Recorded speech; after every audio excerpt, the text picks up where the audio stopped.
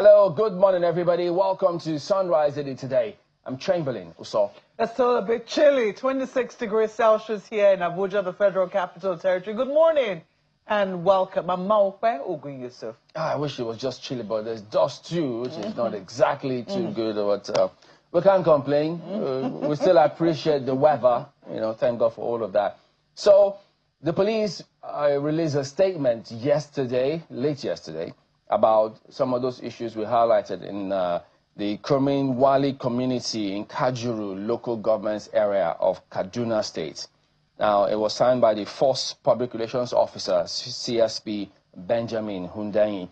So part of the statement said, upon receiving the report, first of all, it was carefully titled, Incident at Kermin Wali community in Kajuru local government area. So part of it did say, upon receiving the reports, the Kaduna State Security Council was convened by the governor. Now, during the meeting at the government house in Kaduna, some individuals from the affected local government area disputed the report, which had earlier been confirmed by the police, instructive word, and described it as false. Now, it goes on to say, in this context, I'm just reading some parts of that, not the entire script. In this context, comments made by the Commissioner of Police, Kaduna State Command, during a media interaction were intended to prevent unnecessary panic while facts were being confirmed. Those remarks, which have since been widely misinterpreted, were not a denial of the incident, but a measured response pending confirmation of details from the field, including the identities and number of those affected. Subsequently, verification from operational units and intelligence source has confirmed that the incident did occur. Now, this statement from the police, so let's I have to just call for what the Commissioner of Police in Kaduna State said, so that we're sure if it's the same thing that we're reading here. So let's listen to that again now.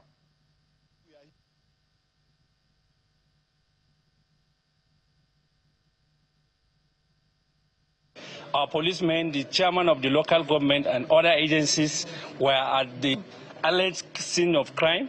We went there. Till now, there is no information about any attack or any kidnapping of over 300 persons. And on this, I want to warn some of these troubleshooters. Please stop giving out false information to just discredit the state and the security agencies. Okay, well, the commissioner in the state as well did also speak about this particular matter because, they all attended that Security Council meeting. Here's his own version of what was said. We are here to make it abundantly clear to members of the public that the narrative from the Kajuru area that people have been kidnapped or whatever and the like of that is totally false, is not tenable, and we do not have any evidence of such. So, Power, what we said yesterday too was that the police jumped the gun. All of those persons who were there jumped the gun by coming to that conclusion that it was false and nothing happened. So perhaps it was after that the statement from the police eventually came through. And Jumped the gun? Yeah. Chamberlain, I'm not using any euphemisms this morning. I did not use any yesterday, and I'm not going to use any today.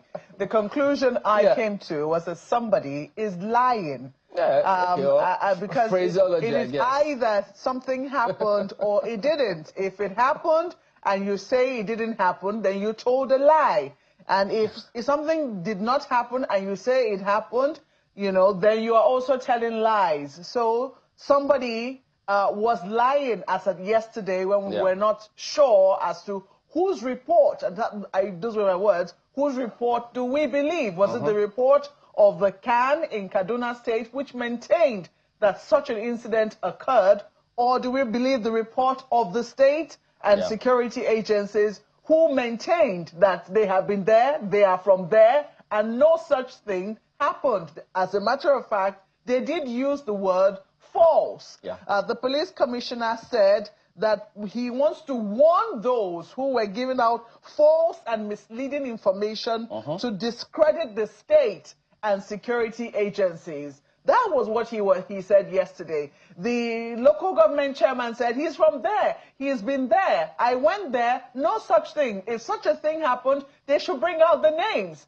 And Khan in Kaduna said, well, not only are we sure, we have now given them the names. So clearly somebody told lies yesterday, and right now this is an attempt, in my opinion, to save face. You can see that the police at the federal level has now had to get involved and to say, oh, the commissioner was only trying to, stop panic. If you're trying to stop people from panicking, those are not the terms that you use. You don't warn people. You reassure the people. Come on, I think that maybe the commissioners of police need to do a small job in PR. Go for a course if you know you don't know the words to use. But trust me, what he said yesterday, in my opinion, and I think in the opinion of right-thinking people and people who speak English fluently, was an outright statement saying that no such thing occurred, especially when you say warning those who come up with false and misleading. Are you trying to say then that somebody gave false and misleading information in this instance? If that was what you were saying, clearly you were the one who gave us false and misleading information. If you're trying to reassure people, what you tell them is, we have heard of this report, we are investigating, we are yet to ascertain the true situation. We urge people to calm down while we find out the true position of things. That is what you come out to say. You don't say you are warning people who have been kidnapped, who have given this particular report. So, Chamberlain, I'm sorry I'm not using any euphemism. In fact, I'm not even sorry. I'm not sorry that I'm not using any euphemisms. There are no euphemisms. We're talking about lives here. If people died, and we always have this controversy, we shouldn't lie about it. If people are stolen, kidnapped, taken away from a place by force, we shouldn't, I'm not saying that there are any circumstances where we should lie, but it is more important that we do not lie where lives are concerned. Well, euphemism or not, I mean, the same thing clearly, because yesterday we also did highlight that it was rather hasty on the part of the police, particularly, to have come to that conclusion at that point. And besides, too, I wonder why it was not the commissioner of police in Kaduna State who came and spoke. I mean, the commissioner was there, both commissioners of police, commissioner of information, security too in Kaduna, all those persons who were there in the same way that they all gathered and spoke vehemently to the press yesterday saying this did not happen. They should have done the same thing now. The first public relations officer shouldn't be trying to save their faces, because right now it's clear that the police in Kaduna and then all the others who attended that Security Council meeting did not advise the governor rightly. So now, clearly, this is a follow-up for our conversation which we had earlier yesterday on reports that is no longer alleged now, because it's confirmed that 177 church members in Kaduna State were kidnapped. Now, the police and some officials in the state denied that, but this morning we're joined by the chairman of the Northern Christian Association of Nigeria, Reverend Joseph Hayab, who also did speak on this matter earlier. Good morning, and thank you for joining us on the program today. Thank you for having me, and good morning. With the beautiful news that we have after all the drama. Yeah, so perhaps we should just backtrack for a bit, because yesterday when the reports were going back and forth, when they addressed that press conference, and people thought something is unclear here. If they were saying this is false, and we thought, well, who have their reporting lines deliberately fabricate this story? But I think it was after the show at some point that you then eventually went ahead and gave the list to, I think, commissioners. Maybe you should tell us about that, because we haven't heard them say anything ever since. Sincerely speaking, what happened 2 days ago in Kaduna, the manner the police commissioner and other security agencies came out to outrightly said that this thing did not happen, to me, is a total disappointment, a total failure, and it further just increased the lack of trust that exists between the people and those who are securing them. We have always been partners in progress. We cannot raise false alarm. We only tell police what we know and want them to do what they're supposed to do. Look at the time they were using in denial. That time they're supposed to be using pursuing the bandits. But they chose to allow the bandits to have gone far before they are coming to acknowledge that the information we gave them is true and meant true. Let's have this perspective. This incident happened on Sunday. The chairman of Kan and Kaduna local government reached out to me and the chairman of Kan Kaduna State immediately with this information. The security, the police were aware of this information. The police even had a signal to police headquarters in Kaduna and to police AIG in Katsina confirming the incident. The chairman of the local government who outrightly came out to lie was in the community in the morning of Monday. Look, he acknowledged he was the one to first of all tell us that, look, the number of people you are thinking they took is more than what you are saying. And he took an excuse to leave the community and go to town and come back. That few hours was when he changed the story. When I was looking at him, I couldn't believe myself. That man, if it were to be in a civilized community, should ordinarily have resigned or be sacked because he's not a representative of the people. He doesn't understand security. He actually have betrayed the people who gave him mandate. But that's by the way. The truth has come out. Police have acknowledged. The Christian Association of Nigeria, we have a chain of command and chain of information. The last thing I will ever do as a pastor is to say what is not true. This is not the first or the second time we are having this drama. We'll tell them and they will want to deny it. I remember a time they denied or they wanted to even threaten us to withdraw one of our complaints, but finally they admit, and one of them told them, look, these people are closer to the community. The information they have, we need to work closely with them to get the information. You can see why the difficulty in solving Nigeria's security problem. Those who are supposed to work with the people are instead intimidating the people not to speak the truth, are instead twisting the story that the people are telling them. And so nobody wants to tell them anything anymore. But as a pastor and as a leader, I am a Nigerian, a patriotic Nigerian. I will continue to help those who want to be helped in Nigeria so that Nigeria will see peace, Nigeria will enjoy peace, because the essence of bringing out this matter was to show that we care for our people, was to show that as Nigerians, we don't want our people to suffer in the hands of criminals. They should go after that. But they took all hours, all days, wasting time denying what they know was true. This is sad, and I pray that this lesson have learned, and someone should take responsibility for this terrible and evil mistake. Go ahead. Well, we're going to wait for people to take responsibility because, as we understand, it was a Security Council meeting convened by the governor. We want to believe that the governor, has taken note of all that has happened from the meeting that held, and now this acceptance of, the reality that is on the ground, that 177 or so worshippers in his state have been kidnapped while they were busy arguing as to whether or not such an incident took place. As a matter of fact, they did come out to tell the people, tell Nigerians that such an incident never took place. So I want to imagine that, there will be consequences for what it is that we're currently seeing. But I'm a little concerned because in recent times, there have been questions as to the relationship between Kan in Kaduna State. We know that prior to now, the relationship was sort of frosty.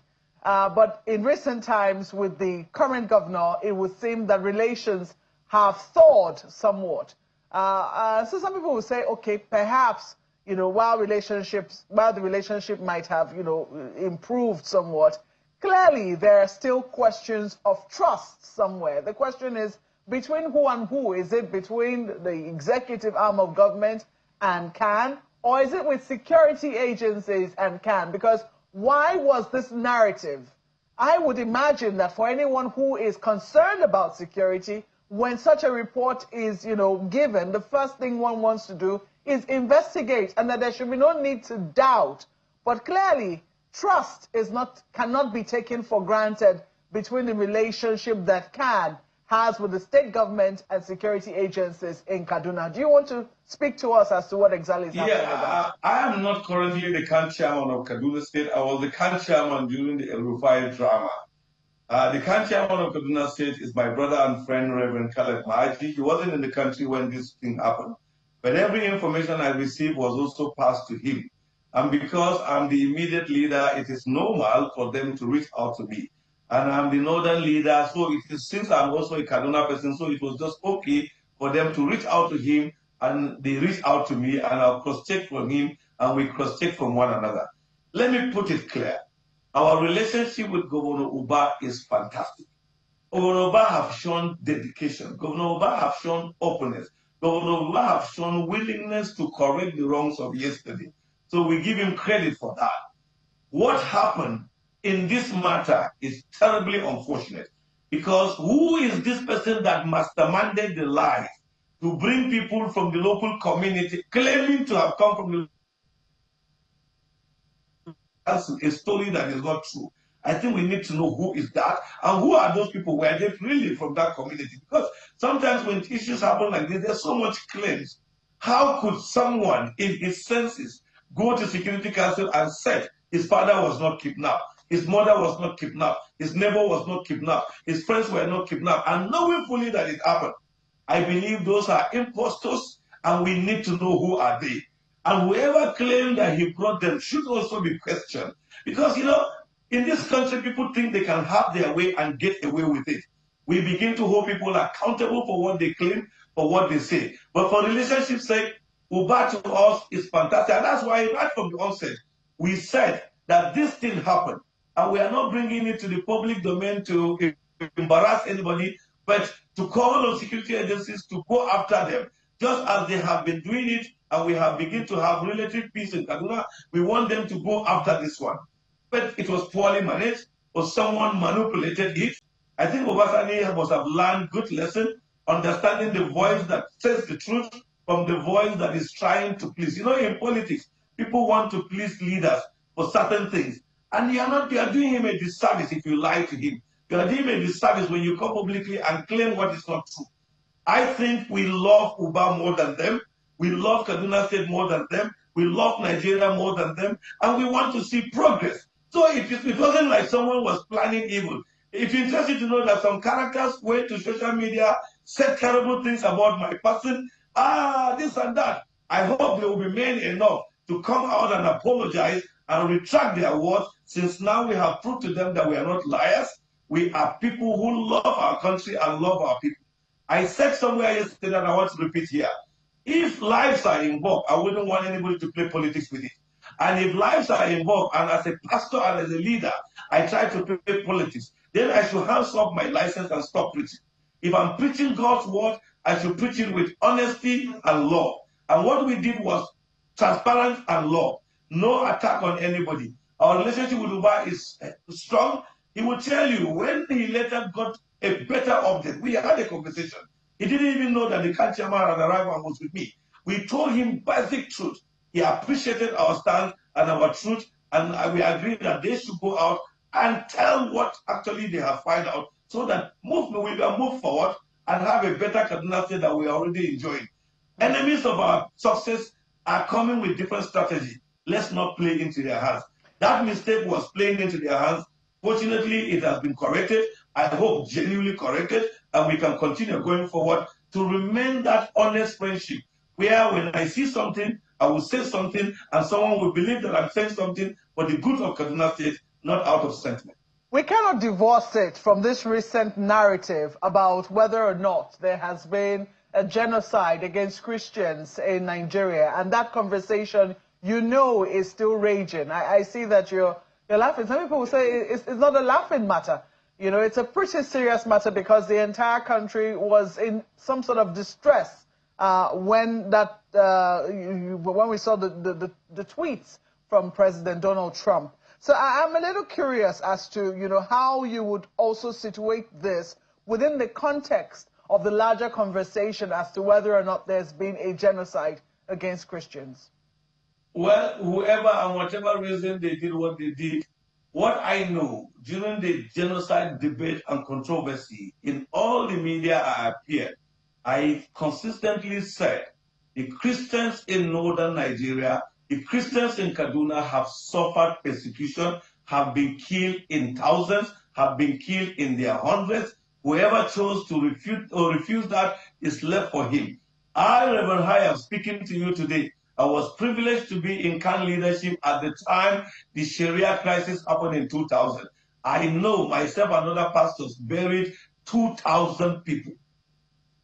I also was privileged, unfortunately for me, in November, precisely on November 23, 2002, I buried over 350 persons, only me, Reverend Hayab, and one other imam, in a grave. So this evil have happened. None of those knew what happened about the beauty pageant, but our churches were burnt, our places where our members and pastors were killed. We feel the pain. So if anybody comes here and tells us that there is no persecution or there is no genocide, it all depends on his interpretation. I have said this even to my Muslim colleagues, that when you read your glorious Quran very well, you will agree that the glorious Quran said, if you kill one soul, it's as if you kill the entire humanity. So when we are looking at genocide, you don't need to wait to kill all of us before we call it genocide. So the debate is unnecessary, probably because it came from Trump, but someone have to spark up the conversation.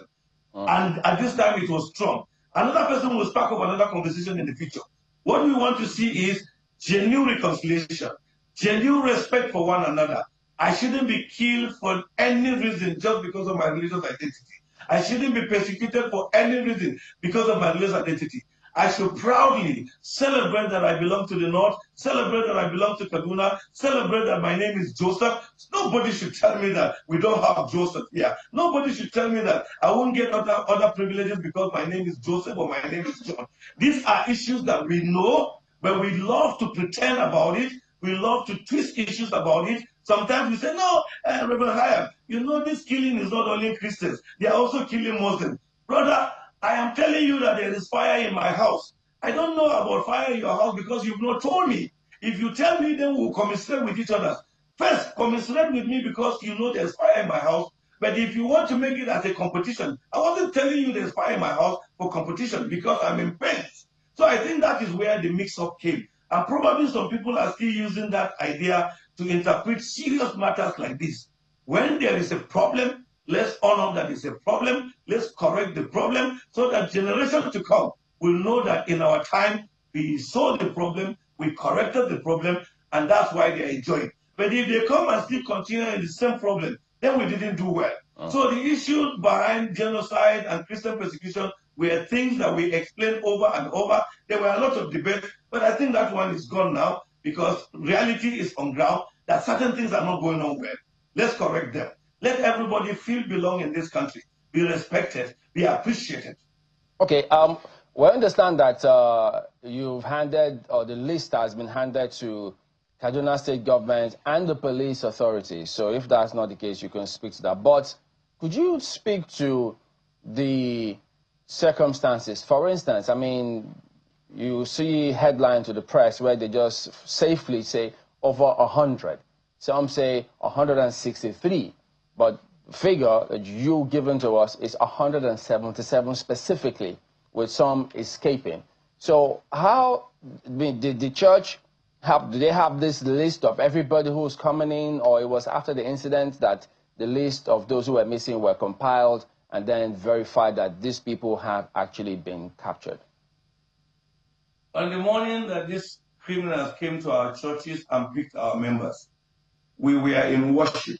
Or the members were actually in worship. And you should know that one good thing about the church, we have statistics every Sunday. Every Sunday we will tell you how many people came to our church last Sunday. How many boys, how many girls, how many women, how many men, and even children. This is a practice of church since I was born, and I'm so happy with that data that the church will always keep. So we don't have problem knowing how many people come to our church, and especially when we are collecting offering, we also count people. But since they came and just picked people to the bush, Every family that belonged to the 3 churches that this thing happened knew that people went to the bush. When 9 people or 11 people came back, we could count and ask, so person was in church, where is he? Oh, he was part of us, but he never came back. So we started, and the community started writing names from name 1 to the last 177 you saw. And then we also know among them those who have come back. So we have around over 60-something people after you remove 11 who are still in the bush. But you see, I have always said to people who care to listen, some of the time when we come to debate about this, we waste time talking about what is true. The most important thing is the few or the many ones that are with the bandits. Is anybody out there pursuing the bandit? Okay. Is anybody still waiting for the bandit to start ordering us before they pursue them? The bandits should be on the run and even run and leave our people. But because we take time discussing what is not, the bandits can now have the grace of organizing, coordinating, and later even call us to give them food, which we don't want it to happen. Because the bandits should know that there is government in Nigeria, there are security agencies in Nigeria who will not tolerate. And this brings us back to the first conversation. When people cannot do what is right, then outsiders may come in and say, we can help you do it. I know the capacity of Nigerian security agencies. I know they can do it. The politics that the people bring into security is what is hindering effective action.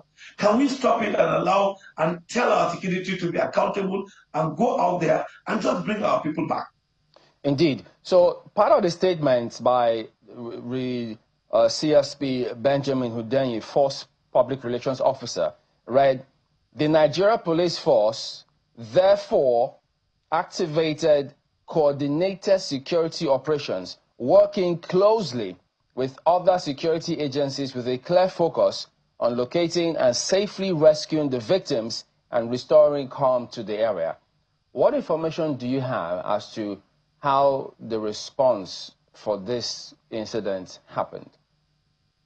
Well, first, we just talked about the admittance. 2, even before the police publicly came out and admit, our people started adding their effort, what is happening. And development came up and we could track also where they are, but we are not armed people, we don't have what it takes. I did reported that to the police yesterday. I told the police, this is what the people are saying. They are tracking where the people are. Can you send your men? So I want to leave it at that level. The police knew I did that. Let them just go after these people and get our people, because not everything must be said in media. The most important thing is going after the criminals, rescuing our people, bring them back, and those who shamelessly deny should be men enough to apologize and don't pretend as if all is well. Okay, in terms of the measures that the perhaps churches, security measures that they put in place, well, are they, I mean, for want of words, adequate? Because if 177, that is a lot of number. And then I just wonder how they operate, because, I mean, with the information you receive on a regular basis about how this kidnap usually happens, you might have an understanding of how they operate, what they come with, and then what's the proximity of the church to the bush. So all of those information, does the church process it and then improve upon their own internal security to see how do they ensure they, at least as much as they can, stave off this kind of incident? I want to use this, your question, to speak to the church. You see, we have a lot of churches in the rural areas. And the rural areas also have the right to enjoy services and worship. But understanding the current situation, it is expected of us and our churches not to pack everybody during service into the church, to take some measures. We've run seminars about this. We've appealed in public places and in worship and in meetings. Unfortunately, we still have places that people don't understand this or have not started the practice. So I want to use this opportunity to plead with church GOs, denominational leaders, to speak to their pastors. There is no Bible verse that says that when people stay outside to watch while others are in service, they are not part of the worship. The blessing is the same. We must develop wisdom and our own strategy in protecting our place, as we also expect government to play their role. Because it's not just good every day we talk about this, security didn't do this, government didn't do this. As a pastor, I'm also in pain that what is happening to us? Why are we not also using the strategy that we can watch? So look, when we have, let's say 10, let's say 5, 15, or certain number of people in such service watching around, if the criminals are coming, they will also know that these people are prepared, or these people know and can raise alarm. But these mistakes keeps happening. So as we chastise those who didn't treat us well, we must admit certain things some of us are not doing right, and ask on church leaders to do it, and to just analyze issues and go away. I felt as a pastor, and in my church where I pastor, it's not possible for us to all be in church. It must be a standing order that certain number of men, not young children, who do not even know what is a metal detector. I don't support that. Serious senior people, if you are in our church, whether you are a CP or an IG or you are a general manager, if you are in a church, I will make you an usher. You can also watch over the church, because this is part of worship. So we need to use this medium to teach ourselves and remind ourselves that we also have a responsibility to do what is right, and tell our rural churches to be watchful and to do what is right. We can't continue every day to making noise we've been taken away. Well, few things we can do without stress. We are failing to do that. Regrettably, it has happened, but we will work towards continual advocacy and sensitization until every church and every pastor and every denomination begins to do the right thing.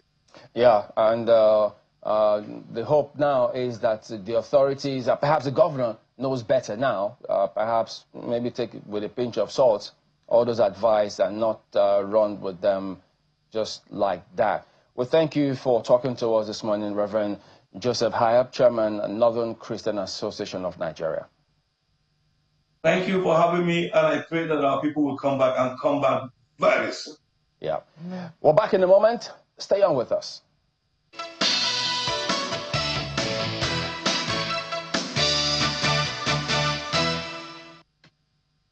Welcome back. Now, workers of the Federal Capital Territory Administration and the Federal Capital Development Authority, I should add the SDAs too, the secretaries, are currently protesting in Abuja over outstanding demands. While the spokesperson to the FCTA minister says most of the workers' demands have been met, the protesters insist otherwise. Well, now we're joined by the President, Joint Union Action Congress, that's Rifkatu Yotia, here to speak on this matter. Good morning. Thank you for joining us on the program today. Thank you for having me. Good morning. Good morning. Yeah, we did see the statement from the assistant to the minister, Mr. Leo Olayinka, saying they already met 10 out of 14 demands presented by the workers, and they are addressing the others. The committees have been set up to look into the rest of the demands. Now, first of all, is this the case? Has 10 out of 14 been met? It's not true. Oh. It's not true. Actually, I listened to him on some TV houses. I also listened to him yesterday on a radio program. He was live.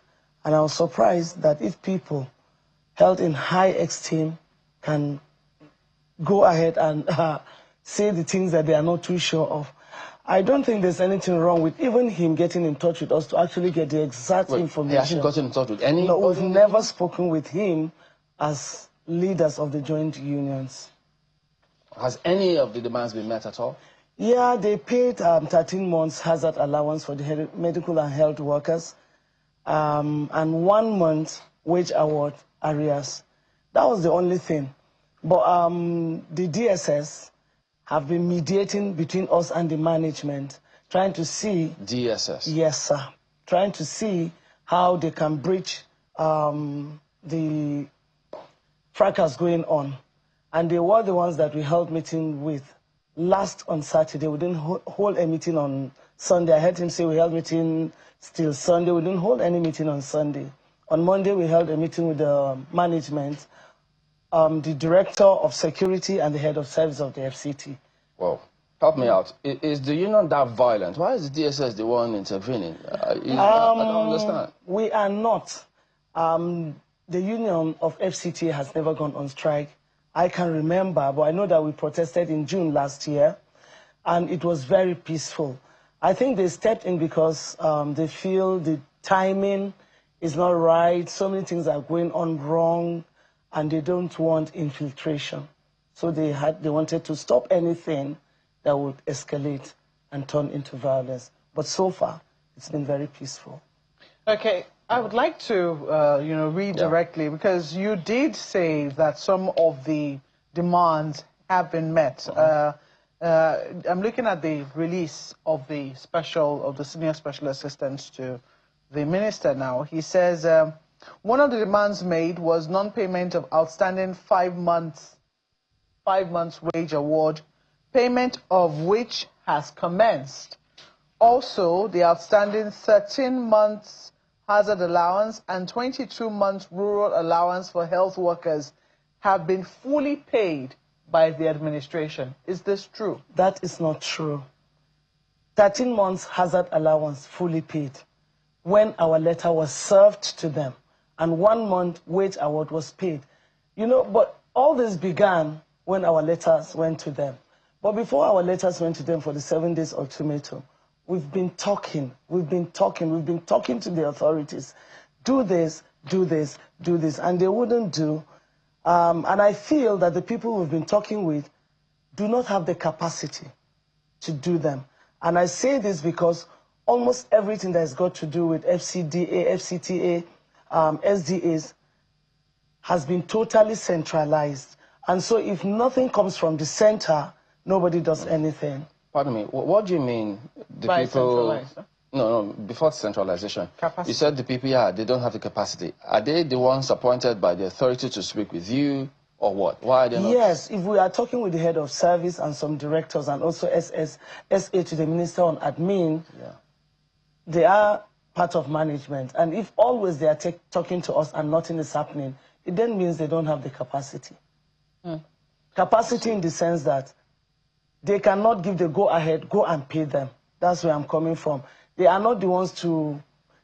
the ball does not end on their table. They have to seek the attention of the minister. So what would you rather have? I would rather have a little bit. In our points, I don't know, it's actually not 14. The one we gave the DSS was 22, and the one we gave the authority was like 18. So we never had a 14-point grievances. We had so much, but we picked, and we even had a flyer that we picked just little things to go on. That's why I'm saying the aides to the minister did not even talk with us. He would have given all these documents and say, go through it and see. I'm going to go through the statement because I am a little perturbed as to why, even though you say partially this particular one that I read, I'm going to read another one.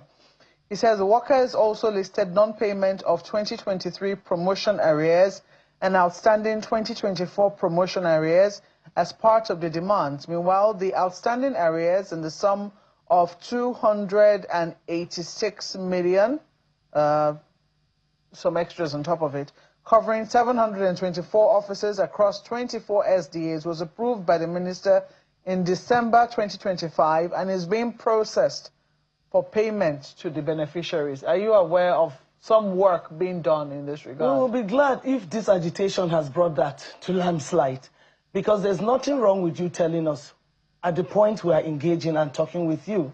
We're hearing this information on TV just like it's in your hand right now. It was on the screen, I saw it, and I'm like, well, if the agitation will bring this, whatever they want to come up with it that they're doing, let's wait and see how far.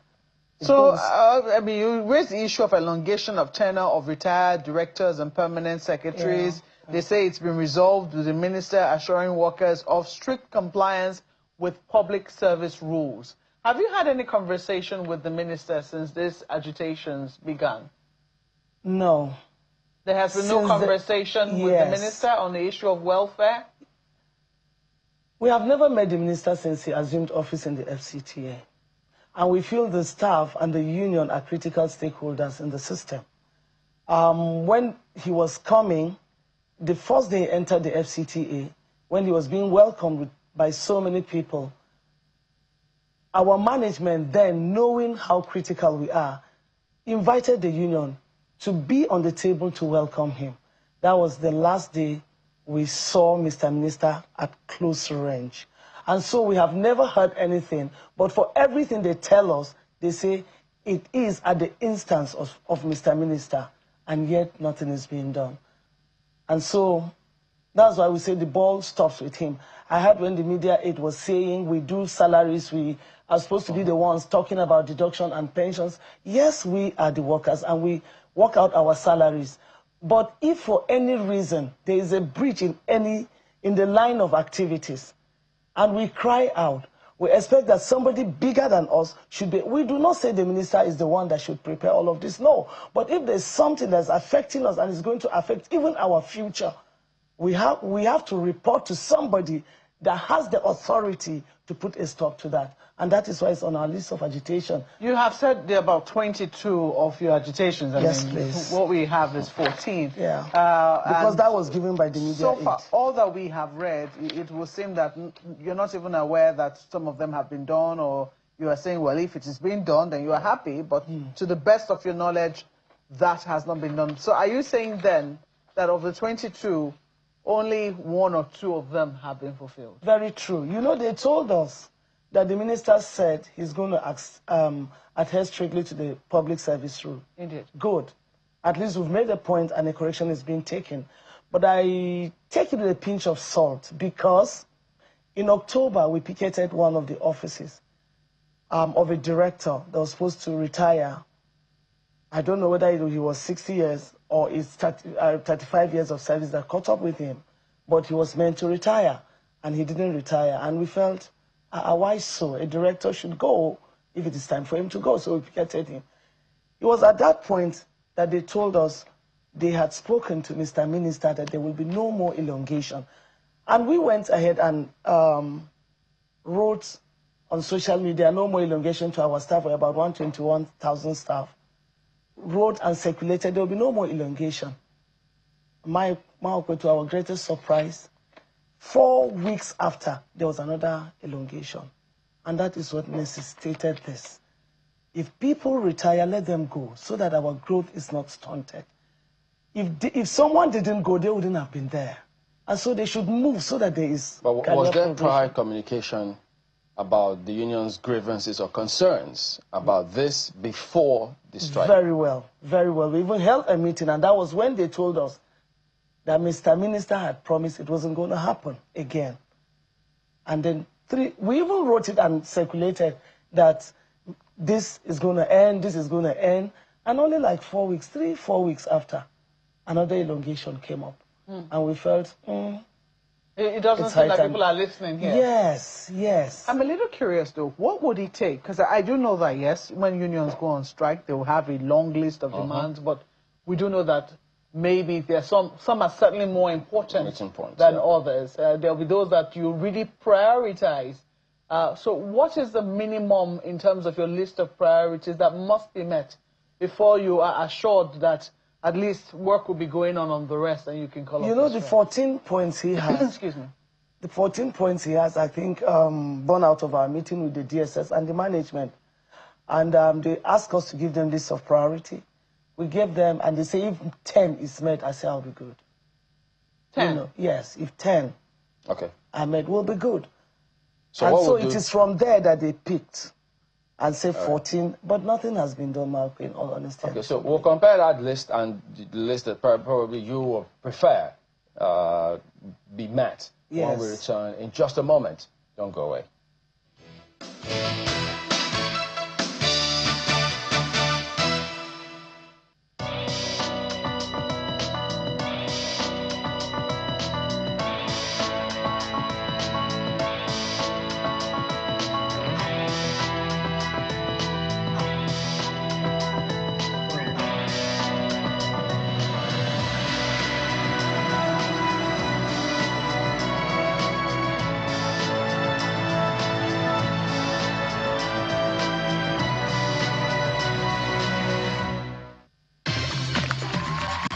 Win up to 5 million naira and other exciting prizes in the Golden Morn Golden Hunt promo. Buy any 30-gram or 45-gram promo pack. Look inside for a unique code. Dial *8011*1#. Follow the prompts to enter your unique code to win big. Promo ends April 15th, 2026. Golden Morn. Make every day golden.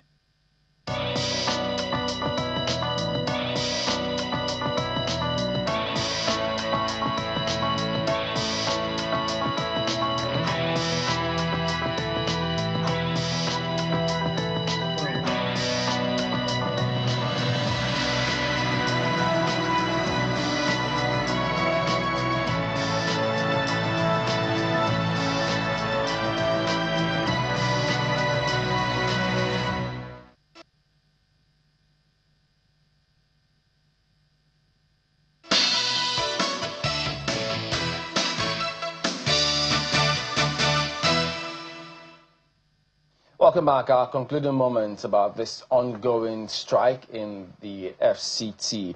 Well, is it true that key interventions already implemented include commencement of payments of 5 months outstanding wage awards, full settlement of 13 months hazard allowance and 22 months rural allowance owed to health workers, and approval of 286 million naira in outstanding promotion arrears for 724 officers across 24 secretariats, departments, and agencies? Yeah, like I said before, the hazard allowance we know has been fully paid. 1 month wage award has been paid, and they commenced this payment after we had sent in our 7 days ultimatum. And if you already have sent in your 7 days ultimatum, when you pick 102 and you implement, it's not enough for us to... Well, is that not the demonstration of good faith and willingness to engage if they've started doing something before you embarked on strike? They should have done it before we embark on strike, sir. So you didn't, even though they started it, you don't take that as demonstration of good faith? Sir, they should have done it before the strike, because other things are on the list.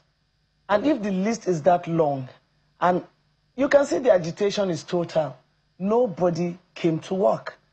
A few people wanted to come. We said, just go and work if you want to work. We opened the gate, go and do your work. And the next day, yesterday, they didn't come. So to tell you that it is not even the union leaders, but it is from within every staff that things are not going wrong in the FCT. Okay. And it's not just about that, you know. When the minister came in 2023, we were ready to write exam for 2023 because exams are conducted every year. People get due every year because we didn't come the same time, the same day and all. And because they were trying to settle down, exams didn't hold.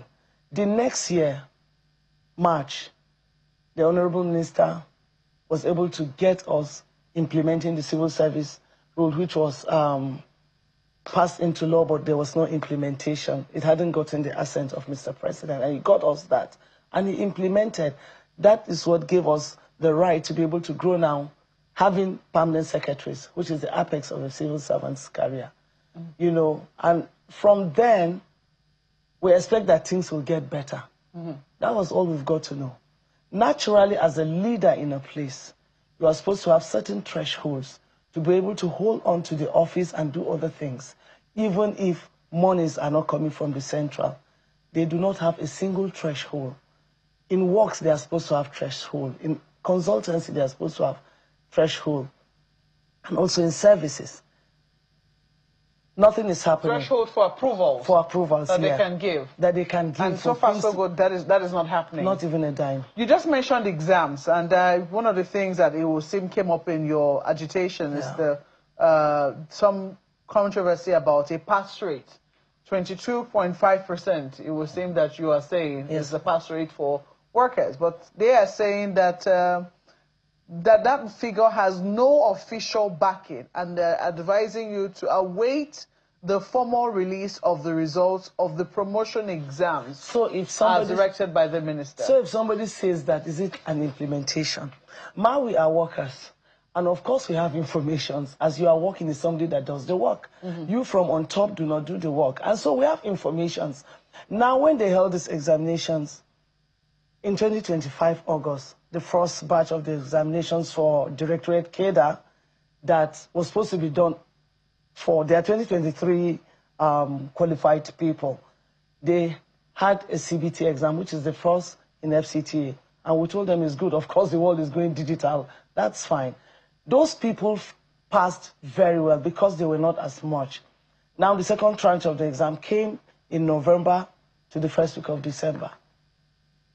The place they wrote the exam was small, overcrowded, so many glitches. And in some computers, you open it to tell you no login details. You cannot log in. You're writing the exam, your system will shut. And all of this, immediately after the exam, we approached the management. There were glitches. What do we do about this? They didn't say anything. All right. You say if about 10 of your demands are met, that you're willing to sheath your swords. Does the ones you say they've started, does it reduce the number? If it's completed, sir. It will reduce it to what? It will reduce it to 9. Oh, 9? Yeah. I thought it was like 5 or 6. Yeah, no, it will reduce it to 9. They told us, the minister agreed there will be no more elongation. We'll be so glad. If they also pay the arrears, we'll be so glad. But another thing that's so, and if they look into the promotions, how can you come? About 7,000 people wrote exam and only about 2,000 will pass. And they are telling us FCTA staff didn't pass very well, FCDA staff passed. They use FCTA as guinea pig to perfect the one for FCDA. All those glitches we talked about, they even shifted them to a different facility to write their own exam. So we're not saying cancel the examinations, but let all look at it on a round table and see what exactly went wrong. We've not been failing exams. Something went wrong, and we mentioned it even before your results came out. All right, we'll see. When is the next meeting, by the way? With the DSS, I guess? I don't know. The last meeting we had was the day before yesterday. We didn't meet yesterday. If they call us, we're ready. So no feedback yet as to whether there's progress? Yes, but the head of service told us yesterday she's doing everything possible. She actually told us also that concerning our pension, can you imagine our pension not remitted? You deduct my pension, that if I retire, I'll get it, and then it's not remitted. You know, and she said they were at the Accountant General's office to see what they can do. And all we are saying, communication is key. If there's anything you are facing that has to do with that, just let us know. We shouldn't be the one coming to, we didn't see our pension alerts, what's happening, and then you keep until we got to this point. All right, we're hoping that all of this is addressed and sorted, so perhaps maybe the next meeting should be, I mean, one has to be optimistic, hoping that the next meeting will sort all of this out. Solidarity forever. We pray so. We really actually want to go back to work too, but they should do the needful. If you go on strike, no work, no pay. Are you reminding them gambling? No, I'm telling her. This one she's bringing solidarity. Then let's get there. Rivka Tiyota, as the President joins Union Action Congress. Thank you for coming on, and we hope that all of this will be addressed. Thank you very much for having me. Well, that is the show today. We thank you all for watching. We'll see you tomorrow. I'm Chamberlain, so goodbye. Thank you. I'm Maupe Ogun Yusuf. Have a great day.